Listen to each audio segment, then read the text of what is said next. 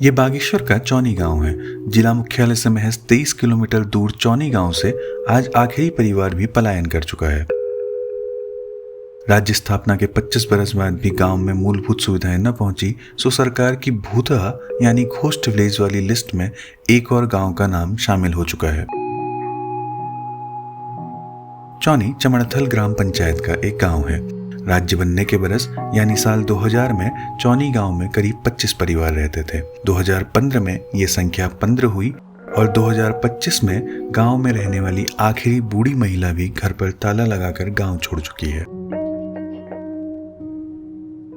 एक गांव जिसके पास कभी करीब 550 नाली से ज्यादा उपजाऊ कृषि भूमि हुआ करती थी, वो आज पूरी तरह बंजर पड़ी है। खेतों में झाड़ झंझाड़ उगाए हैं। पारंपरिक नक्काशदारी वाले पुराने मकान और नए लैंटर वाले घर दोनों ही बंद पड़े हैं। लंबे समय से मानवीय गतिविधियां न होने के कारण ज्यादातर मकान जर्जर होने लगे हैं। गांव के रमेश जोशी कहते हैं कि सड़क और स्वास्थ्य सुविधाओं के अभाव, खेती से घटती आमदनी और युवाओं के रोजगार की तलाश में बाहर जाने से गांव धीरे धीरे खाली होता गया। सरकारी योजनाएं यहां तक पहुंचने से पहले ही गांव उजड़ चुका था। तो सड़क न होने के कारण और स्वास्थ्य सुविधा न होने के कारण और बच्चों की पढ़ाई के लिए कोई अच्छा खासा स्कूल न होने के कारण, ये कई कारण हैं मतलब जो गांव में पलायन के मुख्य कारण। तो यहाँ करीब 550 नाली से ऊपर करीब लगभग ज़मीन है। ये तो हमारा अपना आंकड़ा है, लेकिन उससे ऊपर ही होगा।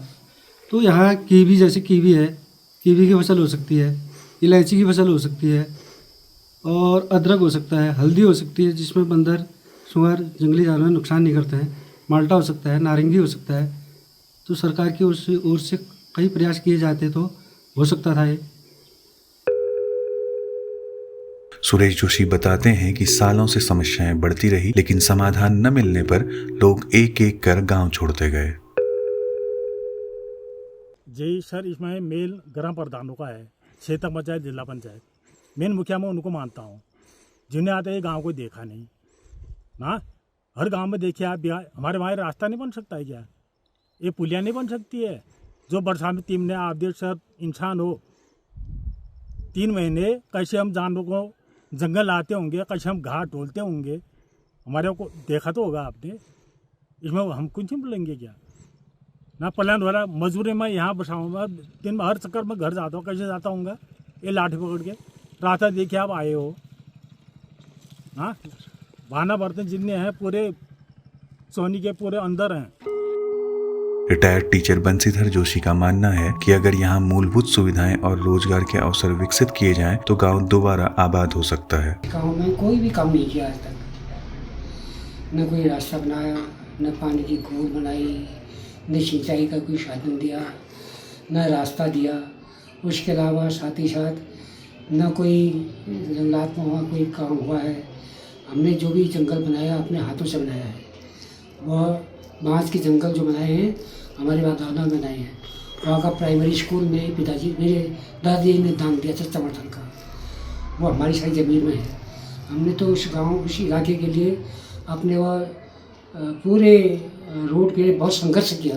पहला आदमी मैं था उस गांव का, उस इलाके का ग्रेजुएट था, पोस्ट ग्रेजुएट में, जिसने कि उस गांव से लेकर के बागेश्वर बनकोट मार्ग के लिए बहुत ज़्यादा संघर्ष किया, बिजली के लिए संघर्ष किया, पानी के लिए संघर्ष किया, लेकिन हमारे गांव की ओर किसी ने कोई ध्यान नहीं दिया। पहले सन 2015 करीब 2000 तक करीब रहते थे उसको 40 परिवार। उसके बाद 2015 रखते उसमें 25 परिवार। 2015 के बाद लगभग पिछले 2-3 साल से वहाँ के एक ही महिला रहती थी, हमारी भाभी जी। उसके बाद वो भी अपने बच्चों के साथ चली गई, क्योंकि वहाँ भी रहने कोई साधन नहीं था, अकेले रहने की बस की बात नहीं थी। अब वहाँ पर तमाम सुअरों का डेरा है, जंगली जानवरों का डेरा है, बंदरों का डेरा है। तो गाँव में कोई सड़क न होने से आदमी बहुत परेशान रहे। गांव छोड़ चुके गणेश दत्त जोशी का कहना है कि आधी आबादी तो केवल रोजगार की तलाश में गांव से बाहर चली गई। सड़क और अन्य सुविधाओं की कमी भी पलायन का बड़ा कारण रही। यहाँ सब आदम रह जाए हैं, कोई बरेल बैठ जाए, कोई खटिमा बैठ जाए, कोई लखनऊ बैठ जाए, और साल भर में कोई नहीं पूजा पाठ कर जानी मंदिर में, साल भर में एक दीदी 4 दिन उन्नसन रुन्नसन यहाँ ये बात है, बंद है कोई यहाँ पढ़ाई नहीं कोई भय नहीं यहाँ घर में। अब ये मुआश की करो बखाई में हैं जो लिए भय होगा। अब अपन दर्द को सपना चाहिए भय ये आज मुँह बेबी क्या करो हैं। अब 2-4 जन है कोई उन्हें बैठी भय बात व्यवहार ब न भल आज में आते रहने भय। अब को भयले नहीं उन्हें न भय। अब ये बुढ़ी आजम क्या करनी बहुले बैठ गए। मुख्य विकास अधिकारी आरसी तिवारी ने बताया कि पलायन रोकने के लिए विभिन्न स्तरों पर प्रयास किए जा रहे हैं। चौनी गांव को लेकर भी जल्द ही एक बड़ी बैठक आयोजित की जाएगी जिसमें संभावित समाधान पर चर्चा की जाएगी। हमारी उत्तराखंड सरकार ने जब कोविड के बाद पलायन रोकथाम योजना करके एक स्कीम चलाई है तो उसमें हमने क्या किया है कि पूरा उन गाँवों का सर्वे हुआ है, सभी गाँवों का हुआ है जनपद के। उसमें एक जो है लिस्ट इस हिसाब से बनी हुई कि सबसे ज़्यादा पलायन वाला गांव, उससे कम वाला, उससे कम वाला, उससे कम वाला, इस ऑर्डर में एक लिस्ट हमारी बनी हुई। तो उसमें पिछले हमने कपकोट के कुछ गांवों में, इसी तरह से इस साल हमने तीनों विकासखंड के कई गांवों में कुछ रोजगार परक योजनाएं वहाँ पर उत्तराखंड सरकार की पलायन रोकथाम योजना से शुरू की हैं। जहाँ तक रिवर्स पलायन का सवाल है, हमारे ही जनपद में कुछ लोग बाहर से आके बहुत अच्छा काम कर रहे हैं। जैसे हमारे वहाँ के गरुड़ के चंद्रशेखर पांडे जी हैं और ऐसे ही यहाँ पर एक ट्राउट का काम भी कर रहे हैं। बनलेख में एक कोरंगा करके है, तो कई लोग वापस आके भी अच्छा काम कर रहे हैं। एक पंत जी भी हैं इधर कांडा में। तो आपने ये बताया कि इस गांव में सभी लोग चले गए हैं, अब वहाँ कोई नहीं है, तो हम इसको एक बार दिखवाते हैं कि क्योंकि सड़क में भी क्या है कि कम से कम PMGSY भी तभी जाएगा अभी के हिसाब से जब कम से कम 250 की पॉपुलेशन होगी।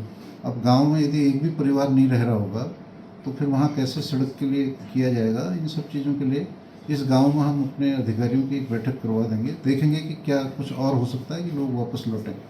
जहाँ तक पर्वतीय क्षेत्रों में पलायन का सवाल है, आपको ये पता है कि बहुत से लोग यहाँ पर अच्छी खासी ज़मीन है, उसमें वो खेती भी कर सकते हैं, कीवी का काम कर सकते हैं, फल उत्पादन कर सकते हैं, हॉर्टिकल्चर में अच्छा काम कर सकते हैं, बकरी पालन का काम कर सकते हैं। वो छोड़ के 5-7-10 हज़ार की नौकरी के लिए कहीं नीचे जा रहे हैं या कई बार वो शहर में भी आ जाते हैं, यहाँ किराए के एक कमरे के घर में रहते हैं। तो लोगों को भी ये सोचने की आवश्यकता है कि जब अपने गांव में मेरे पास अपनी पैतृक ज़मीन है, घर है, तो उसको छोड़ के जो है मैं उससे कमतर ज़िंदगी दूसरी जगह क्यों बिताऊं।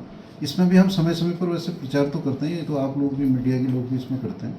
तो हम इस गाँव के लिए भी एक विशेष प्रयास करेंगे कि जाने क्यों ऐसा हुआ है। बागेश्वर जिले के चौनी गांव का पूरी तरह उजड़ जाना पहाड़ी क्षेत्रों में बढ़ते पलायन की गंभीर चेतावनी है। विशेषज्ञों का कहना है कि यदि मूलभूत सुविधाओं के विकास पर ठोस कदम नहीं उठाए गए तो आने वाले वर्षों में उत्तराखंड में कई और गांव इसी तरह खाली हो सकते हैं।